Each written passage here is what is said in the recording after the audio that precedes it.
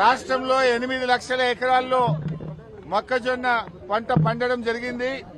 రాష్ట్ర వ్యాప్తంగా ఇప్పటికే మొక్కలన్నీ కూడా మార్కెట్లో వచ్చి రాష్ట్ర ప్రభుత్వం కొనుగోలు కేంద్రాలు ప్రారంభించకపోవడం వల్ల రైతాంగం తీవ్రంగా నష్టపోతా ఉన్నారు. ఇవాళ మొక్కజొన్న మద్దతు ధర 2,400 రూపాయలుంటే ప్రభుత్వ కొనుగోలు కేంద్రాలు ప్రారంభం కాక రైతులు 1,600, 1,700 రూపాయలకే మొక్కజొన్న అమ్ముకొని తీవ్రంగా నష్టపోతున్నటువంటి పరిస్థితి ఉంది.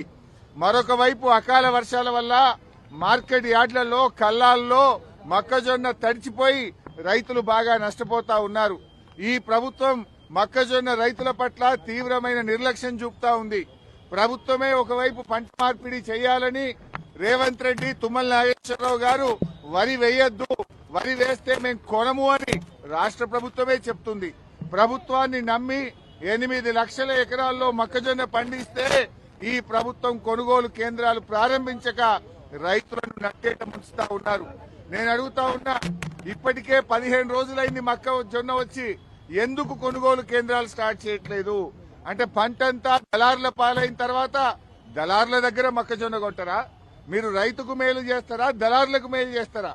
ఇప్పటికే దాదాపు 25% పంట దళారుల చేతుల్లోకి పోయింది. నిన్న మొన్న ఈ రోజు ఉదయం కూడా వడగళ్ల వానబడి రాష్ట్ర వ్యాప్తంగా ఇవాళ పెద్ద ఎత్తున మొక్కజొన్న, మామిడి, ఇతర పంటలన్నీ కూడా దెబ్బతిన్నాయి.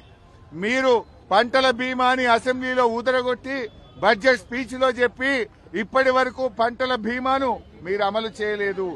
పంటల బీమా అమలు చేయరు, రైతుకు ఇన్పుట్ సబ్సిడీ కూడా ఇవ్వడం లేదు. దయచేసి మేము ప్రభుత్వాన్ని కోరుతా ఉన్నాం, రాష్ట్ర వ్యాప్తంగా గత 2-3 రోజుల్లో వడగళ్ల వాన వల్ల రైతులు బాగా నష్టపోయారు. వెంటనే వ్యవసాయ శాఖ అధికారులకు ఆదేశాలు ఇచ్చి ఎన్యూమరేషన్ చేసి ఇన్పుట్ సబ్సిడీ ఇచ్చి రైతాంగాన్ని ఆదుకోవాలని కూడా కోరుతా ఉన్నాం.